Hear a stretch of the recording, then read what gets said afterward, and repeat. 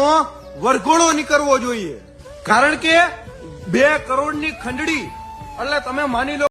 તો દર્શક મિત્રો, અત્યારે સોશિયલ મીડિયામાં કીર્તિ પટેલને જે પોલીસ દ્વારા ગિરફ્તાર કરવામાં આવી છે તેના વિડીયો ખૂબ જ વાયરલ થઈ રહ્યા છે।